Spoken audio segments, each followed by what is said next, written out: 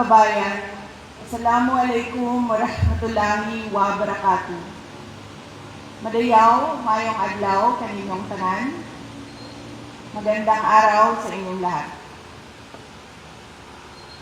Today, we celebrate not merely a date, but the courage of a people who fought for freedom and sovereignty. Noong Hunyo 12, 1898 sa Kawit, Cavite, ipinahayag ni Pangulong Emilio Aguinaldo ang pagsilang ng isang malaya at nagsasariling bansang Pilipinas. Matapos ang mahigit 300 taon ng pananakop. But freedom was never a gift. It was paid for and earned through courage. It was paid with Filipino grit and bravery. When the Treaty of Paris transferred our homeland from one colonial master to another, without the consent of the Filipino people, our forebears refused to be bought and sold like property. Pinili nila ang paglaban kaysa pagsuko, ang dangal kaysa pagpapasakop. This is our inheritance. Lumaban tayo sa bawat puwersang nagtatangkang magdikta ng ating kapalaran. Thousands gave their lives so that one flag, and one flag alone, would fly over this republic. That is our identity. That is our duty. We fought for our sovereignty against foreign invaders.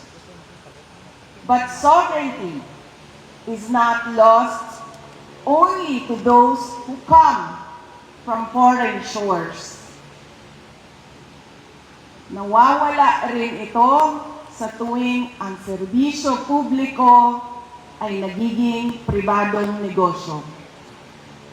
Kung ang mga opisyal ng gobyerno ay mala sindikato sa pagnanakaw ng pera ng bayan.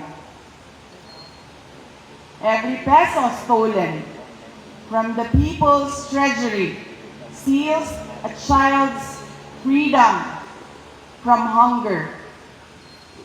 It steals a student's freedom from illiteracy or substandard education. It steals a patient's freedom to obtain quality health care.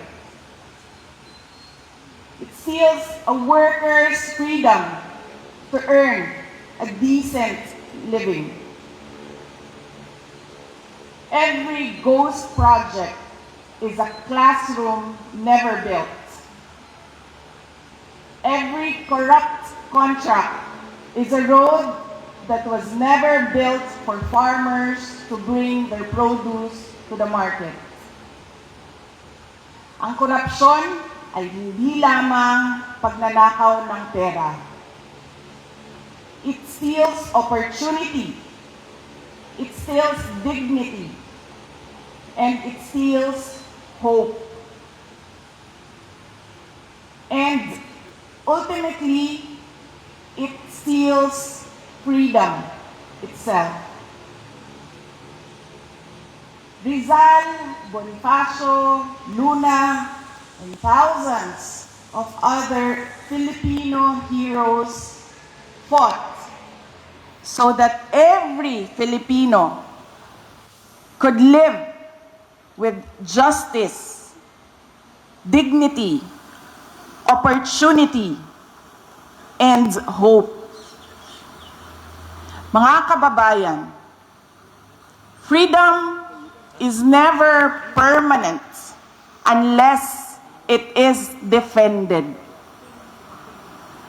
Sovereignty survives only when a people refuse to surrender it. Hope survives when citizens refuse to accept bad governance as their destiny.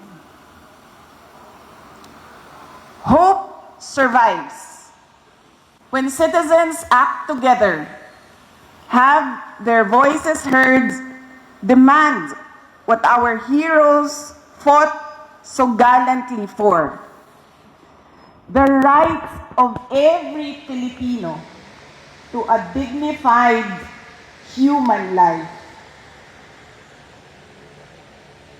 Hope survives when our people believe they have a better future.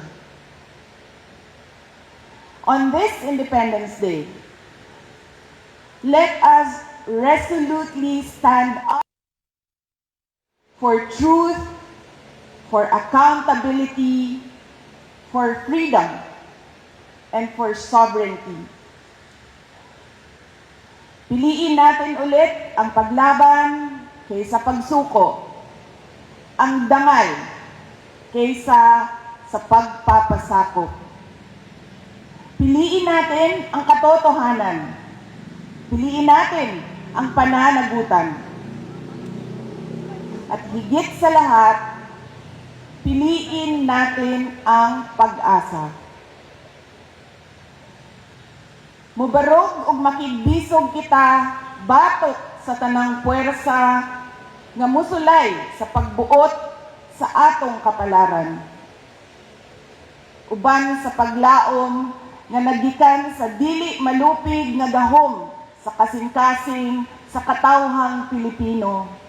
Ang Independence Day mao ang atong adlaw sa paglaom nga ang kagawasan ug soberanya maugyod ang atong tinuod ug malungtarong kabilin. Mga kababayan, ang lahat ng ginagawa natin ay para sa Diyos, sa bayan, at bawat pamilyang Pilipino. Syukran.